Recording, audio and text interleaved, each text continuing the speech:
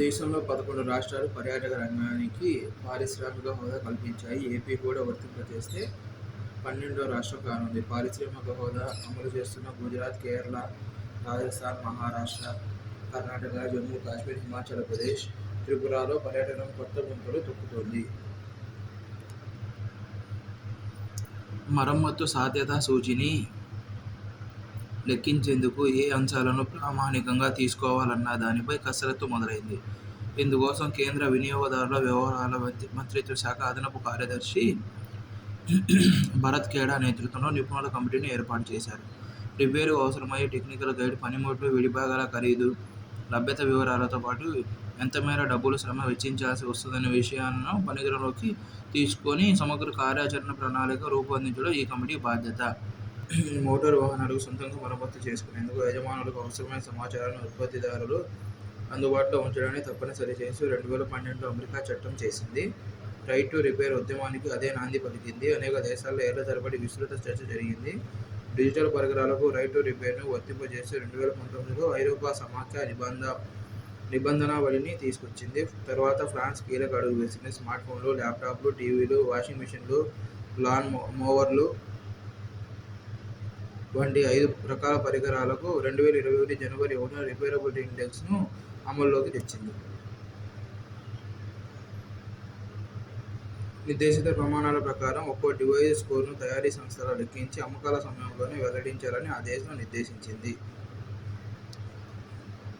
అదే ఏడాదిలో యూకే కూడా నిబంధనను రూపొందించింది.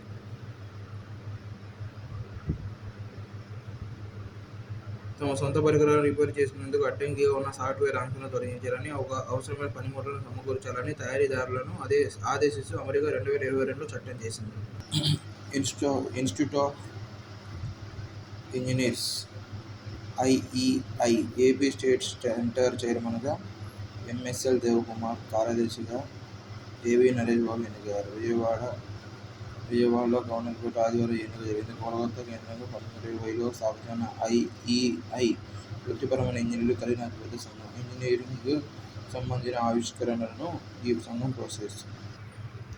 సూర్యుడికి చంద్రుడి మధ్య భూమి అడ్డొస్తే చంద్రగ్రహణం ఏర్పడుతాయని సైన్స్ వివరిస్తుంది. తాజాగా శాస్త్రవేత్తలు మాత్రం కృత్రిమ రాహు కేతుల సాయంతో కావలసినప్పుడల్లా సంపూర్ణ సూర్యగ్రహణాలు సృష్టించే పనిలో పడ్డారు. ఎవరా రాహు కేతులు అనుకుంటున్నారా? యూరోపియన్ అంతరిక్ష సంస్థ ఈఎస్ఏ త్వరలో ప్రయోగించనున్న జంట ఉపగ్రహాలు. ఈ స్పేస్ మిషన్ పేరు project for on board autonomy 3 Proba 3. ఇందులో 2 ఉపగ్రహాలు ఉంటాయి. ఇవి ఖర్చులో పరస్పరం అతి దగ్గరగా మోహరిస్తాయి. మొదటి ఉపగ్రహం సూర్యుడిని పూర్తిగా అడ్డుకుంటుంది. తద్వారా రెండవ ఉపగ్రహం నుంచి సూర్యుడు కనబడకుండా చేస్తుంది. కొన్ని గంటల పాటు కృత్రిమ సూర్యగ్రహణం ఏర్పరచడం ఈ స్పేస్ మిషన్ లక్ష్యం.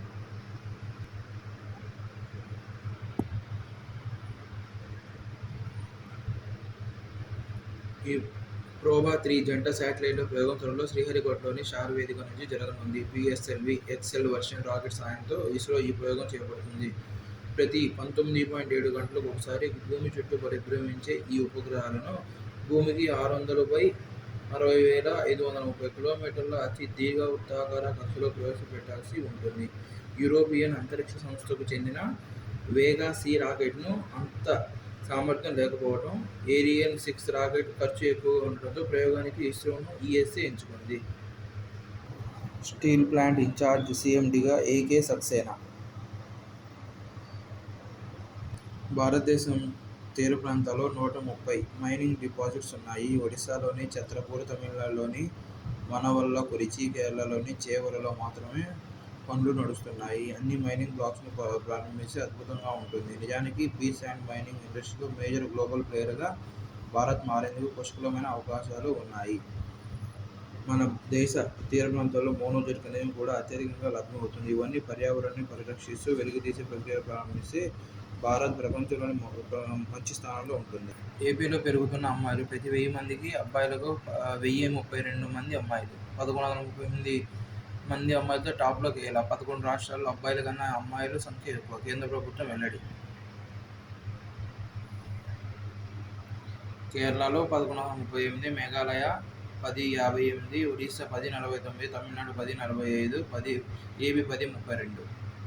జనాభా పెరుగుదలలో ఉత్తరప్రదేశ్, బీహార్ వాటా 33%, ఉత్తర తూర్పు భారత్లోని 52% జనాభా. దక్షిణాదిలో తగ్గిన జనాభా వృద్ధి rate SBI economics research wing 8 వెల్లడి. దేశంలో జనాభా శాతం ప్రాంతాల వారీగా ఉత్తర భారత్ 29%, మధ్యభారత్ 11%, పశ్చిమ భారత్ 21%, దక్షిణ భారత్ 12%, తూర్పు భారత్ 23%, ఈశాన్య భారత్ 4%. 2024 జనాభా వృద్ధి రేటు 1.2%.